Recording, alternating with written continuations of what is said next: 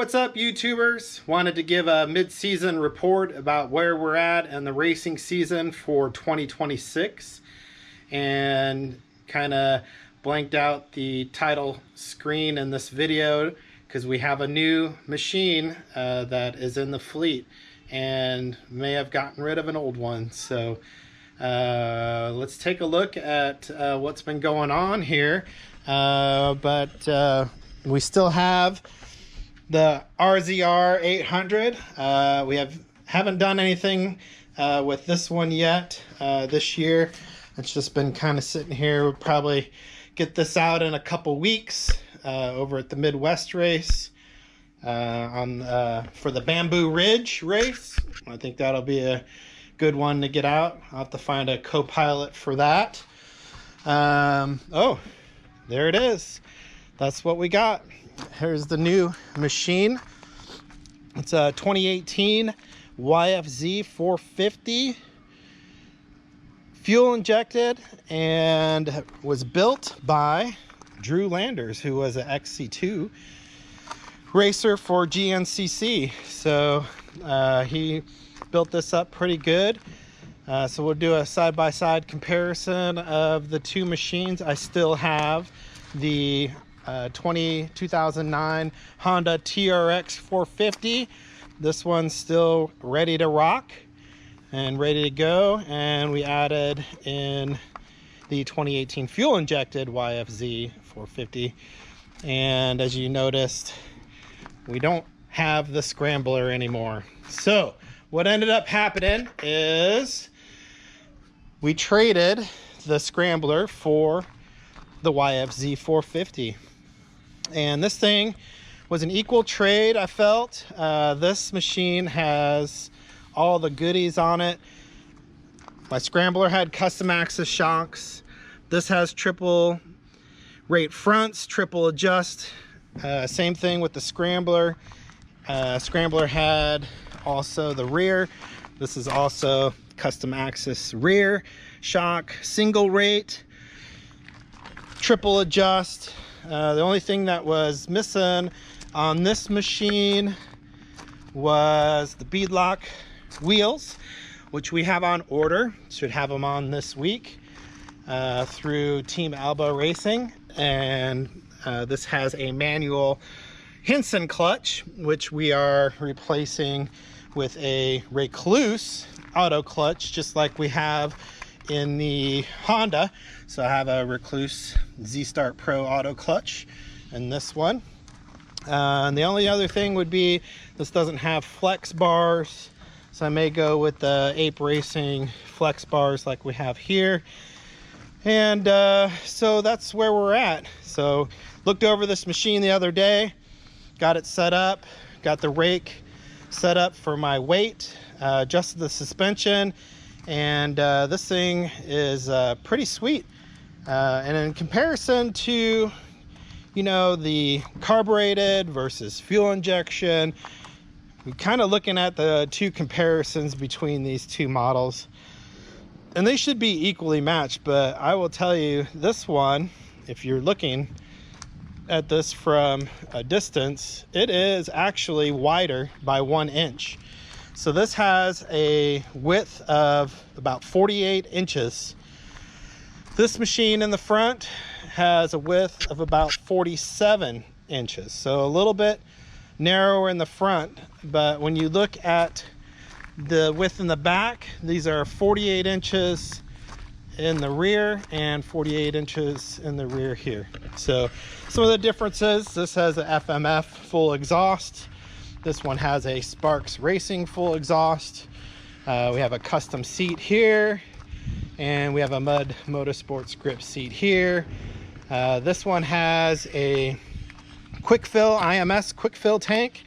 I'm in the process of fixing the quick fill tank that I got. There was something wrong with the vent tube, so I had to cement it back into the adapter. And then this one, just a oversized tank, which I can race this machine an hour and a half, 2 hours without never having to fill up. So, and that might be the two biggest differences between the two. This one has the Precision Pro steering stabilizer, and this one has the Precision Elite stabilizer. It's kind of tucked in there. Each one, they say the Elite does about 60% more dampening than the Pro, so I'll be able to make a comparison between the two, but it's easy to make the adjustments on the machines just by tightening or loosening up the center and the sides on those machines. So overall, those are basically the two comparisons between the two.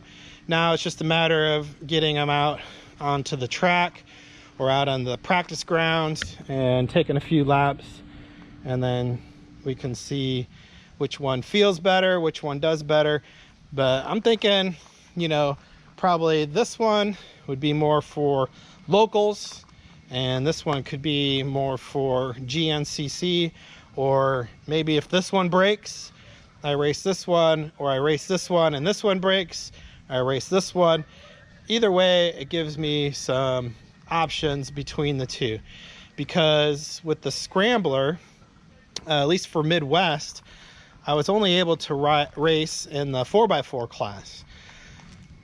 IXCR allows you to do the 4x4 in their regular classes, but I felt like if I had two sport quads, that I just stay in the 50 plus class.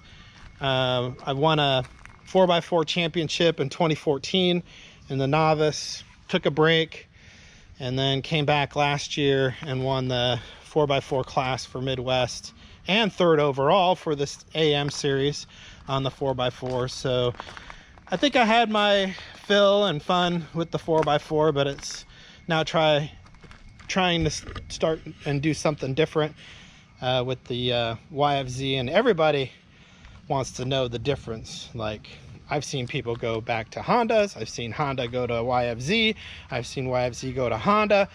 But what we're gonna do is we're gonna get this out, and you'll see the next videos coming up. We're gonna definitely make some comparisons, see lap times, look at how one reacts to the other one. But I want to try to get them set up similarly with the beadlocks, the Recluse auto clutch, the flex bars, and that way we can really make a good comparison, because I feel like the Honda is set up really well. I feel like this one is equally set up well with all the parts on it. So this will be a good comparison to be able to jump from one to the other and really find out. I would imagine to say the fuel injected machine's probably going to hit harder on the throttle and be way more throttle responsive, just because it's a fuel injected machine. I had one back in the day, but it was a Can-Am DS 450. So this one, the throttle will probably be a little more boggy, but it'll probably still have a good response to it. So we'll see. Both machines I feel are this has a 24 volt system on it. This one does not, but it does start up pretty easily. I do believe I will eventually put a 24 volt system on it. It's only a couple $100 to do that, and it's a little small battery pack that sits underneath the seat. So anyway, that's the gist of what we're doing for mid-season. So we're going to concentrate the rest of the season in the 50 plus class for IXCR and for Midwest, and then probably line up this machine for the GNCC Ironman. But I will have both of these machines that I can play around with and see which one feels better. So anyway, just wanted to give a quick update about what's been going on with these machines, what's going on with the 800S back there, and where we're at on the racetrack. So keep watching these videos, and we'll get some side-by-side video and comparison of the two machines and really break it down to see which machine ultimately feels better and is faster out on the track. All right, guys, we'll see you later.